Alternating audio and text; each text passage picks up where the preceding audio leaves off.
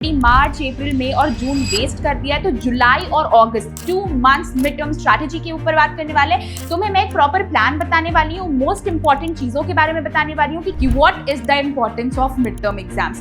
क्योंकि case study जो तुम बुक में करने वाले हो वो एग्जाम में नहीं आने वाली और एग्जाम के दिन तुम पैनिक कर जाओगे। मेरे इस बुक के अलावा और कुछ भी नहीं चाहिए अपनी क्लास 12th प्रिपरेशन जर्नी में कि आपको एक रूटीन कैसे फॉलो करना है, आप कौन से स्टूडेंट हो, कैसे आप मिड टर्म के लिए पढ़ोगे, perfect mid term time table आखिर है क्या। तो 90, 95 या 99% लिया हो कि बस इसको एज इट इज फॉलो कर लो। फाइनल चीज ये है कि तुम्हें करना क्या है। Mid term exam class 12th boards का पहला फाउंडेशन, पहली सीढ़ी, और यहीं से पता चलता है कि आप अपने बोर्ड्स में कैसा परफॉर्म करने वाले हो। आप एक एवरेज रहोगे, एक मीडियोकर रहोगे या फिर एक टॉपर बनोगे। 2 महीने बाद मिड टर्म एग्जाम स्टार्ट हो जाएंगे जिसमें ऑलमोस्ट 60 to 70% सिलेबस तुम्हें दे दिया जाएगा और फिर तुम्हारे 2 महीने बाद जो प्री बोर्ड्स होंगे उसमें पूरा सिलेबस आता है। बट बच्चों के दिमाग में ये होता है कि मिड टर्म में कौन पढ़ेगा, सीधा फाइनल एग्जाम्स में पढ़ेंगे, और यही सबसे बड़ी गलती होती है क्योंकि मिड टर्म एग्जाम्स की वजह से ही तुम्हारा बोर्ड प्रिपरेशन स्ट्रांग होता है। मिड टर्म में जिन बच्चों के एवरेज मार्क्स आए शायद वो प्री बोर्ड्स में भी एवरेज स्कोर करेंगे, हो सकता है बोर्ड्स में लास्ट के 2 महीने में पढ़कर कुछ अच्छे नंबर ले आए, बट जिनको मिड टर्म से ही अच्छा मार्क्स आता है वो फाइनल एग्जाम्स हो, प्री बोर्ड्स हो या फिर मेन बोर्ड्स हो, सारे एग्जाम्स में मोर देन 95% स्कोर करते हैं। This is the universal reality. आज के इस वीडियो में हम बात करने वाले हैं कि आपने अगर ऑलरेडी मार्च, अप्रैल, मई और जून वेस्ट कर दिया है तो जुलाई और अगस्त 2 महीने तुम कैसे मिड टर्म एग्जाम्स के लिए प्रिपेयर कर सकते हो, चाहे तुम साइंस के स्टूडेंट हो, कॉमर्स के स्टूडेंट हो या फिर ह्यूमैनिटीज के स्टूडेंट हो। हम यहाँ पे इंडिविजुअली सारे स्ट्रीम के बच्चों के लिए बात करने वाले हैं। तुम्हें मैं एक प्रॉपर प्लान बताने वाली हूँ, मोस्ट इंपॉर्टेंट चीजों के बारे में बताने वाली हूँ कि क्या चीजें तुम्हें जुलाई और फर्स्ट वीक ऑफ अगस्त तक कंप्लीट कर लेनी चाहिए। एक प्रॉपर रूटीन फॉलो कर सकते हो जिससे तुम्हें एक एज मिले, how to study for your mid term exams. And not only this, इसको करने के बाद तुम ये रूटीन को कंटिन्यू कर सकते हो अपने मिड टर्म के बाद भी for your pre boards and boards. So welcome back to learn with Fahima. आज के इस वीडियो में हम 2 मंथ्स मिड टर्म स्ट्रैटेजी के ऊपर बात करने वाले, and this strategy will not only blow your mind for your mid term exams but mid term के बाद भी तुम प्री बोर्ड्स के लिए इससे डिट्टो फॉलो कर सकते हो। तुम्हें काफी अच्छे रिजल्ट मिलने वाले।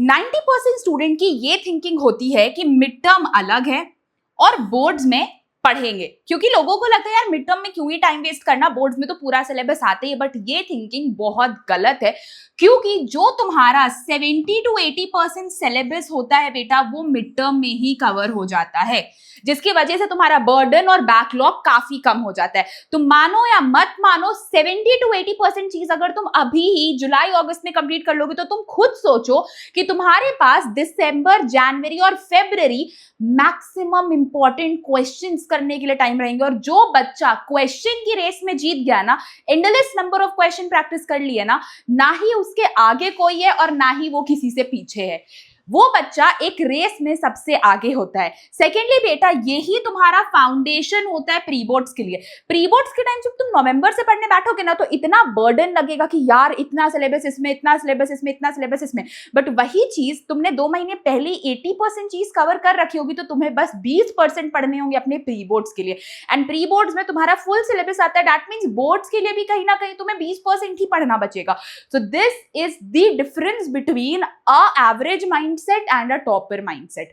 ये टॉपर रेस में बेटा सिर्फ और सिर्फ 2% बच्चे आते हैं जिन्हें ये रियलिटी पता होती है कि what is the importance of mid term exams. तो तुम्हारा एम क्या है बेटा, cover maximum weightage chapter plus topic. तुम्हारे अभी जो मिड टर्म होंगे उसमें ना तुम मैक्सिमम वेटेज वाले चैप्टर्स और टॉपिक्स को कवर करके रख लो, तुम्हारा बर्डन कम हो जाएगा। अब आओ हम बात करेंगे स्ट्रीम वाइज स्ट्रैटेजी के ऊपर कि साइंस के बच्चे, कॉमर्स के बच्चे और ह्यूमैनिटीज के बच्चे करने क्या वाले हैं। ठीक है, तो सबसे पहली चीज बेटा ये आपका ओवरऑल स्ट्रैटेजी, आई होप आपको दिख रहा होगा। ठीक है, सबसे पहले if I talk about commerce student, तो कॉमर्स के स्टूडेंट के पास अकाउंट्स, बीएसटी और इकोनॉमिक्स, उनके 3 मेजर सब्जेक्ट होते हैं। ठीक है, हम इस वीडियो में मेजर पेपर्स के बारे में बात करने वाले हैं और आप ये वीडियो देख सकते हो स्पेशली फॉर इंग्लिश, क्योंकि इंग्लिश आपका एक इंपॉर्टेंट सब्जेक्ट होता है, नॉन नेगोशिएबल, इररिप्लेसेबल सब्जेक्ट। मतलब बेस्ट 5 में 4 पेपर तुम्हारे हट जाएंगे बट इंग्लिश नहीं हटता है। इंग्लिश में अगर 20 मार्क्स लाया या 100 मार्क्स लाया तो 20 मार्क्स लाने वाला का परसेंट सीधा यहाँ से यहाँ आ जाएगा और 100 मार्क्स लाने वाले का परसेंट सीधा यहाँ से यहाँ पहुंच जाता है। मतलब 20 to 30% परसेंटेज इंक्रीज इंग्लिश ही कर देता है। इसके लिए मैंने तुम्हारे लिए एक स्पेशल वीडियो बनाई है, इंडिविजुअल वीडियो फॉर इंग्लिश।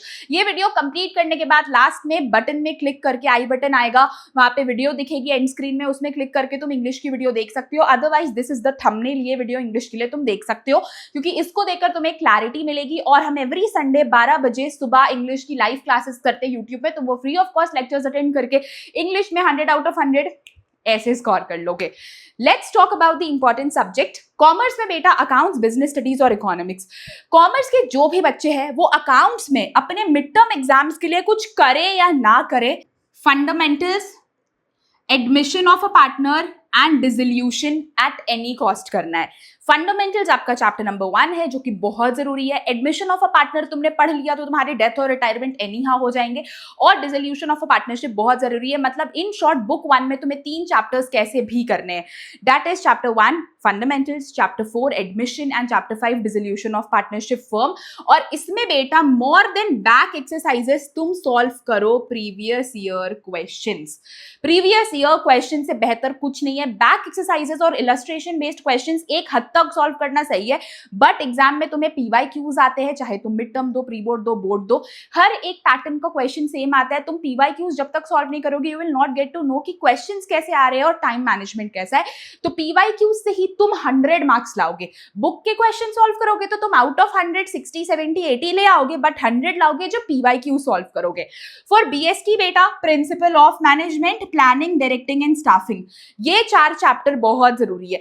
तो बिजनेस स्टडीज में तुम्हें सबके फीचर्स, कैरेक्टरिस्टिक्स, इंपॉर्टेंस, सबका प्रोसेस, प्लानिंग का प्रोसेस, स्टाफिंग का प्रोसेस। स्टाफिंग में तुम्हारे 2 प्रोसेस होते हैं, एक स्टाफिंग का और एक सिलेक्शन का, और इसके साथ डायरेक्टिंग के 4 जो मेन एलिमेंट्स है, supervision, motivation, leadership and communication, इसको रट लो। इन्हीं से तुम्हारा मैक्सिमम मिड टर्म का पेपर आने वाला है। और केस स्टडी क्वेश्चंस के लिए again you have to do previous year questions, क्योंकि केस स्टडी जो तुम बुक में करने वाले हो वो एग्जाम में नहीं आने वाली और एग्जाम के दिन तुम पैनिक कर जाओगे। इसके बाद बेटा हमारा नेक्स्ट आ जाता है इकोनॉमिक्स, जो कि मोस्ट इंपॉर्टेंट है क्योंकि इसमें बेटा तुम्हारे 2 बुक्स होते हैं, ठीक है। तो नेशनल इनकम और मनी एंड बैंकिंग तुम्हें बहुत जरूरी है करना। इसके अलावा बेटा Indian economy on the eve of independence and Indian economy 1950 to 1990, इतना मिनिमम है। इसके बाद के तुम्हें एक चैप्टर्स खुद से भी करने हैं, ठीक है। तो this is the thing for economics, जिसमें तुम्हें फॉर्मूलाज, चार्ट्स, थ्योरी, तीनों चीज पे इंपॉर्टेंस ध्यान देना पड़ेगा। This is the ultimate most important thing you have to do. So for commerce student as I always say कि आपको मेरे इस बुक के अलावा और कुछ भी नहीं चाहिए अपनी क्लास 12th प्रिपरेशन जर्नी में। चाहे बेटा अकाउंट्स हो, चाहे बेटा इकोनॉमिक्स हो, या फिर बिजनेस स्टडीज हो, इन बुक के अलावा आपको और कुछ नहीं चाहिए। आप अपने रेफरेंस बुक मत पढ़ो, मेन बुक्स मत पढ़ो, इस बुक में आपको सारी चीजें मिलती है। Whether these are notes, important previous year question आपको चैप्टर वाइज मिलते हैं लास्ट 10 ईयर से भी ज्यादा। साथ ही बेटा हर एक टॉपिक के बाद आपको इंपॉर्टेंट और कॉशन पॉइंट्स भी दिए गए हैं कि आप समझ पाओ कि किस कॉन्सेप्ट में क्या इंपॉर्टेंट है, क्या गलती अवॉइड करनी है। आपको मिलते हैं 2 सैंपल पेपर और एक प्रीवियस ईयर बोर्ड का paper.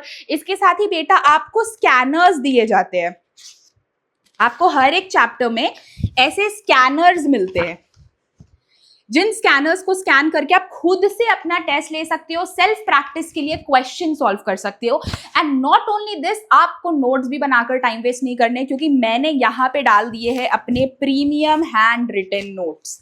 Premium handwritten notes, तो चाहे बेटा इकोनॉमिक्स हो, अकाउंट्स हो, बीएसटी हो, कुछ भी हो, आपको इसके अलावा और कुछ भी चीज लेने की जरूरत नहीं पड़ेगी। शॉर्ट फॉर्म वीडियोस में मैंने इनके बारे में डिटेल में चीजें बताई हैं, आप वो सब चेक कर सकते हो मेरे यूट्यूब पे, मेरे इंस्टाग्राम पे, कहीं पे भी। These books are one of the best investment, क्योंकि इतनी ज्यादा फीचर्स और मार्केट के किसी बुक में भी नहीं है। इनकी लिंक मैं डिस्क्रिप्शन बॉक्स में डाल दूंगी, आप वहां से परचेज कर सकते हो। अब हम बात करेंगे अपने साइंस और ह्यूमैनिटीज वाले बच्चों के लिए। ऑल्दो मैंने आपके लिए मेजर टेक्स्ट बुक्स तो नहीं लिखे, but I have English for you, and as I told कि इंग्लिश एक इररिप्लेसेबल, नॉन नेगोशिएबल सब्जेक्ट है। आप मेरी इंग्लिश बुक से इंग्लिश की प्रिपरेशन कर सकते हो। इस बुक में आपको इन डिटेल सारी चीजें मिलेगी। चाहे बेटा आप ग्रामर पढ़ो, राइटिंग स्किल्स पढ़ो, letter writing, job application, notice writing, article writing, सारी चीजें आपको इन डिटेल मिलेगी। आप जब चैप्टर्स पढ़ोगे आप जब चैप्टर्स पढ़ोगे, चाहे आपका कोई भी चैप्टर हो, सारे चैप्टर्स के कैरेक्टर्स को बेटा इन डिटेल बताया गया है। इन बुक्स में भी आपको स्कैनर मिलेंगे सेल्फ प्रैक्टिस क्वेश्चंस के लिए। एंड नॉट ओनली दैट, चाहे एक्सट्रैक्ट बेस्ड क्वेश्चंस हो, ऑब्जेक्टिव क्वेश्चंस हो, multiple choice, case based question, जो कि सीबीएसई ने मैंडेटरी कर दिया कि पेपर में 50% केस बेस्ड क्वेश्चन आएगा, वो मेरी बेटा हर एक किताब में है। चाहे इंग्लिश हो, अकाउंट्स हो, बीएसटी हो, इकोनॉमिक्स हो। इकोनॉमिक्स बहुत सारे ह्यूमैनिटीज वाले बच्चों के लिए भी होता है, तो आप ह्यूमैनिटीज के लिए जिनका भी इको है, आप मेरी बुक ले सकते हो, ठीक है।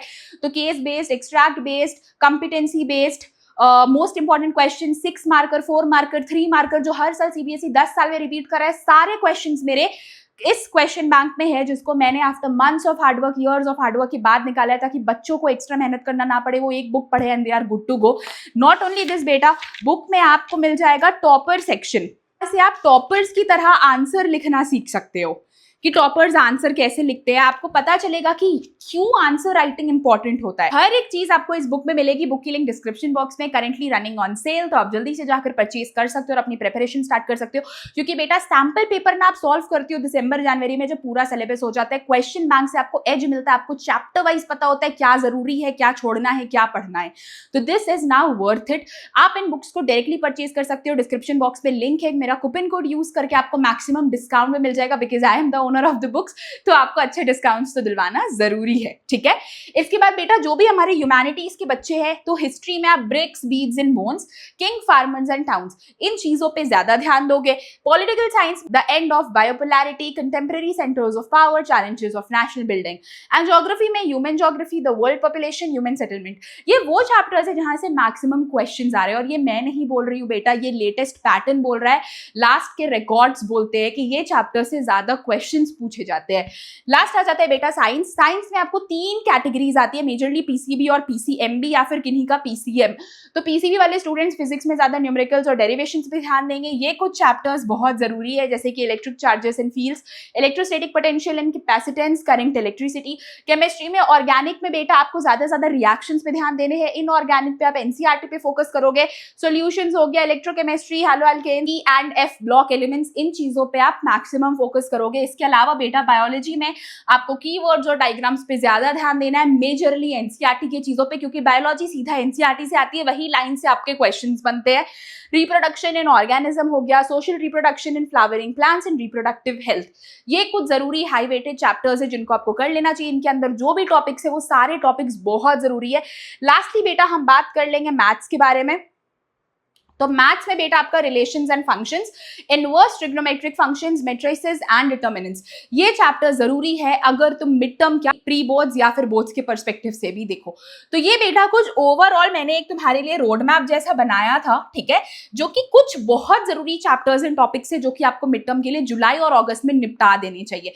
इसके अलावा डिस्क्रिप्शन बॉक्स में आपको कंप्लीट एक डिटेल्ड रोड मैप मिल जाएगा कि जुलाई और अगस्त में कैसे पढ़ना, आप वो वहां से डाउनलोड कर सकते हो।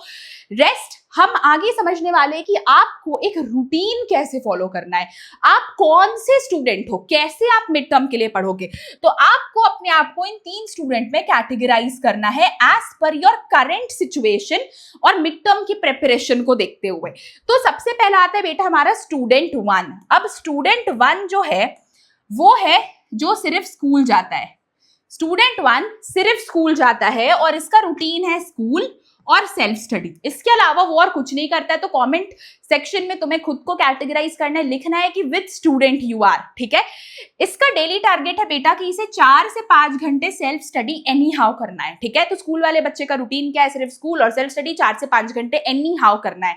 तो अगर आप सिर्फ स्कूल जाते हो, घर पे ही रहते हो, कुछ एक्स्ट्रा नहीं करते हो, यूट्यूब के थ्रू पढ़ते हो, तो आपको 5 घंटे की self study irreplaceable, non negotiable करनी होगी, ठीक है। ब्रेकअप क्या है बेटा, 2 आवर्स आपको स्कूल का ही रिविजन करना है जो आपने स्कूल में पढ़ रखा है। 1.5 घंटा बेटा आप मिड टर्म का सिलेबस पढ़ोगे जो कि आपके मिड टर्म में आने वाला है, और 1 घंटा आप पीवाईक्यू प्रैक्टिस करने वाले हो।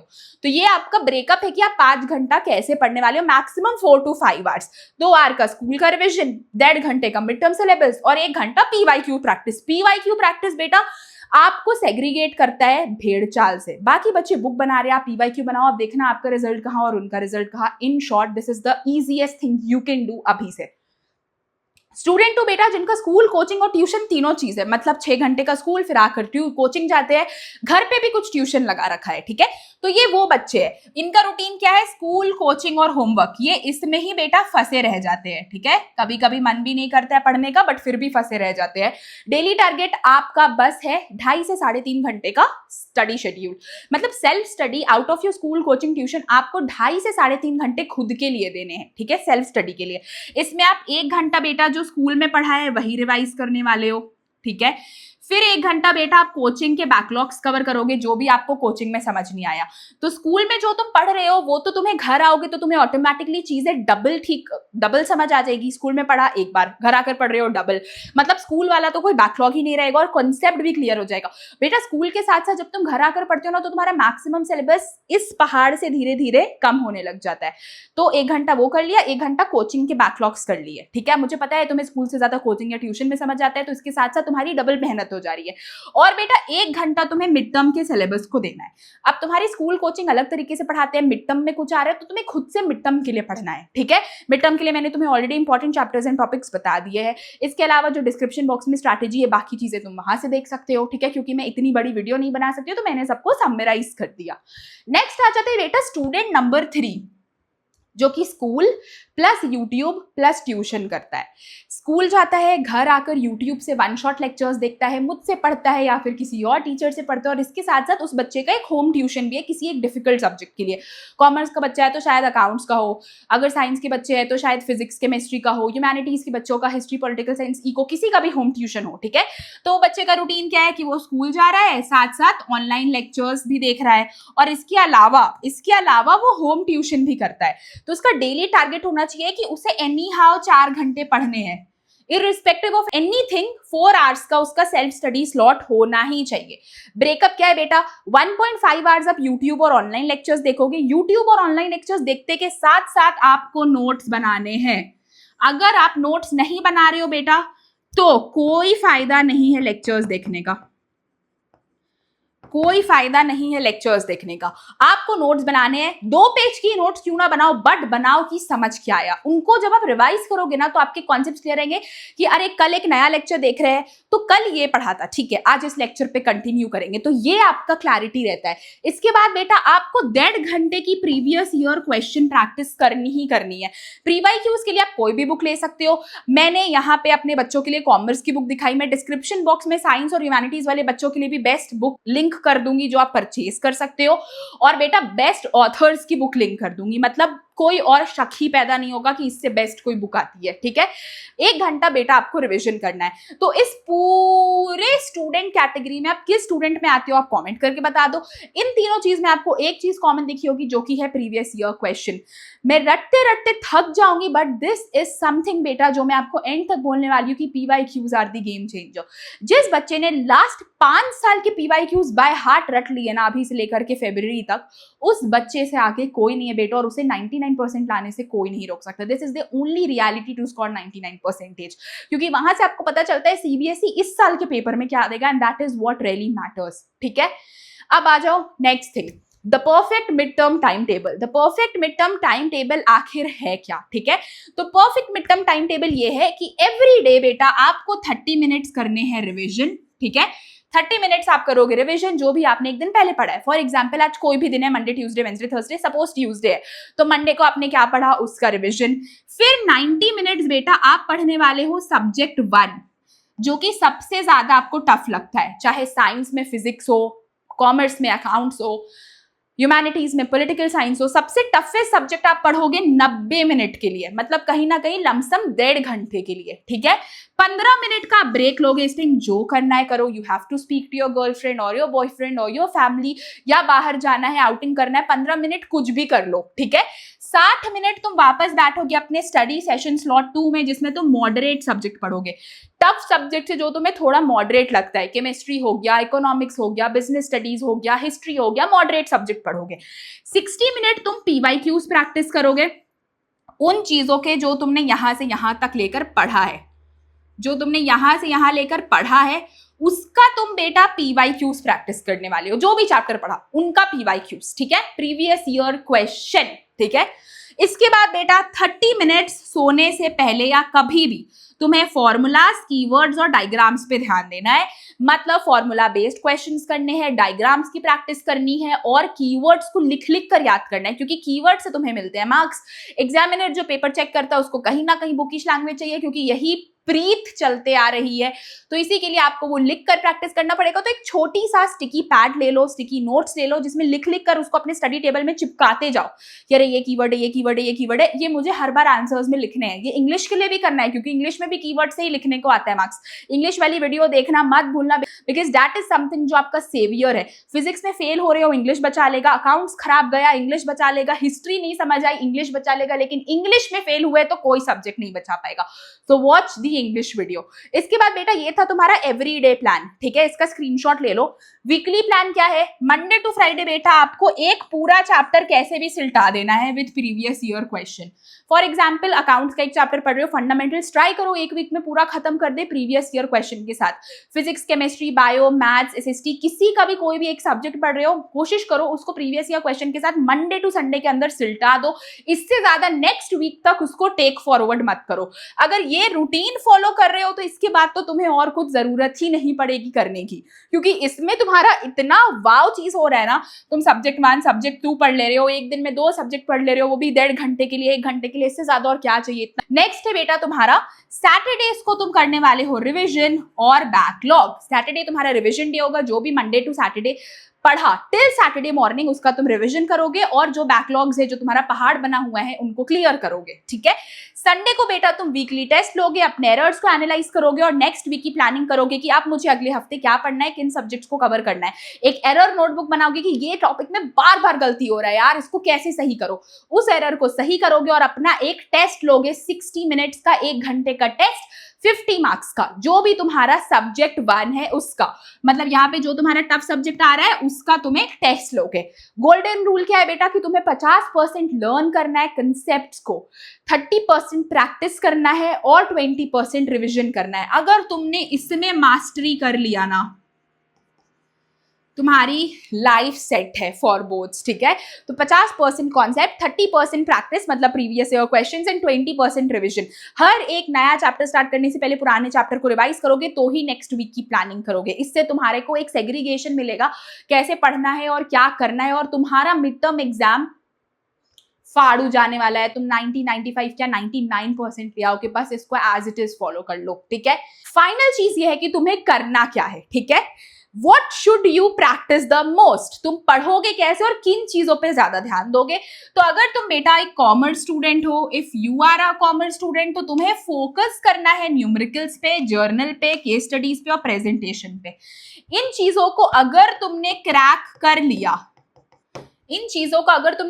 लिया, that is numerical practice, journal, case studies and presentation, तो अकाउंट्स, बीएसटी, इको में 80 आउट ऑफ 80 खेल है, ठीक है, खेल है, लेजिट खेल है, क्योंकि अकाउंट्स में न्यूमेरिकल्स और जर्नल्स आते हैं। केस स्टडी ही तुम्हारा बिजनेस स्टडीज का मैक्सिमम पेपर कॉम्प्रोमाइज करती है। प्रेजेंटेशन तुम्हारे तीनों पेपर में जरूरी है, और इकोनॉमिक्स में भी बेटा तुम्हारे न्यूमेरिकल्स, थ्योरी प्लस फॉर्मूलाज होते हैं। तो इतना कर लिया तो तुम्हारा कॉमर्स डन है। प्रैक्टिस बेटा तुम कहां से करोगे? एनसीईआरटी से करोगे, स्कूल नोट से करोगे, प्रीवियस ईयर क्वेश्चन से करोगे, मतलब कि मेरी बुक से, जो मैंने तुम्हें बुक्स दिखाए वहां से, ठीक है। और इसके अलावा सैंपल पेपर्स, ये सैंपल पेपर्स बेटा तुम्हें नवंबर दिसंबर में सॉल्व करने हैं, अभी नहीं। तो अभी तुम्हें बस मेरी बुक की जरूरत है। और साइंस के बच्चे न्यूमेरिकल्स, डेरिवेशन, एनसीईआरटी के बैक एक्सरसाइजेस और डायग्राम्स पे ज्यादा ध्यान देंगे। फिजिक्स, केमिस्ट्री, मैथ्स, बायो सबके लिए सेम। क्या क्या करोगे? Numerical, derivation, NCERT back exercise and diagrams. और प्रैक्टिस कहां से करोगे? एनसीईआरटी तुम्हारे लिए भगवत गीता है, एग्जाम्पलर जरूरी है, पीवाईक्यू जरूरी है, और स्कूल एग्जाम पेपर्स, मतलब स्कूल में जो तुम्हारे एग्जाम्स हो रहे हैं वो पेपर्स को भी सॉल्व करना, क्योंकि तुम्हारे जो टीचर होते हैं वो बहुत एक्सपीरियंस्ड होते हैं, वो तुम्हें उठा उठा के पहले ही पेपर देते हैं। तो उनको जितना प्रैक्टिस करोगे तुम्हारे कॉन्सेप्ट क्लियर होंगे, तुम्हें तुम्हारे वीक और स्ट्रॉन्ग पॉइंट्स पता चलेंगे। और ह्यूमैनिटीज के अगर बच्चे हो तो कीवर्ड्स पे ध्यान देना है बेटा, timelines, maps, case based questions और लॉन्ग आंसर्स। ह्यूमैनिटीज में तो पूरा खेल ही होता है keywords, lines, case based questions, map questions का और लॉन्ग आंसर्स का। और मैंने तुम्हें बताया कि history, political science, all of these subjects are something कि तुमने कॉन्सेप्ट समझ लिया और अगर राइटिंग और प्रेजेंटेशन पे ध्यान दे दिया तो 100 लाना बहुत ईजी हो जाता है। तुम्हारी बस थोड़ी लर्निंग पावर स्ट्रांग होनी चाहिए, कीवर्ड्स, टाइमलाइंस, ये सब के केस में। प्रैक्टिस बेटा तुम भी एनसीईआरटी से करोगे। पीवाईक्यूज ह्यूमैनिटीज के लिए भी बहुत जरूरी है। स्कूल के नोट्स जो तुम्हारे टीचर्स लिखवाते हैं वो बहुत जरूरी है। और सैम्पल पेपर्स अगेन नवंबर दिसंबर से सॉल्व करना है। सो अगर तुमने ये मिड टर्म में कर लिया तो बेटा यू आर ऑल सॉर्टेड। तुम्हें इसके अलावा और कुछ करने की जरूरत नहीं है। डिस्क्रिप्शन बॉक्स में बाकी सारी डिटेल्स है, मोस्ट इंपॉर्टेंट बुक्स की लिंक है, मेरी बुक की लिंक है विद अ कूपन कोड, तुम जाकर बुक्स परचेज कर सकते हो। कॉमर्स के बच्चे हो तो बल्ले बल्ले, बल्कि इकोनॉमिक्स जिनका है तुम उनके लिए इकोनॉमिक्स बुक ले सकते हो। और इंग्लिश की बुक भी डिस्क्रिप्शन बॉक्स में, इंग्लिश प्लीज परचेज कर लेना और वीडियो इंग्लिश की देखना मत भूलना। आज की वीडियो पसंद आई, ये स्ट्रैटेजी हेल्पफुल लगी, तुम्हारे मिड टर्म एग्जाम्स का थोड़ा पैनिक कम हुआ, बर्डन कम हुआ, तो एक लाइक तो बनता है और सब्सक्राइब करना मत भूलना। नीचे कमेंट सेक्शन को स्लाइड करोगे तो हाइप का ऑप्शन आता है, वीडियो को हाइप कर देना और ये वीडियो सारे मिड टर्म एस्पिरेंट्स तक पहुंचाओ, क्योंकि हमें मिड टर्म में भी मोर देन 80% टू 85, 90, 95, 99 स्कोर करना है। मिलते हैं अगली ऐसी धुरंधर स्ट्रैटेजी के साथ। Make sure you hit the bell icon कि आप ऐसी कोई भी वीडियोस मिस ना कर पाओ। Bye, take care, love you.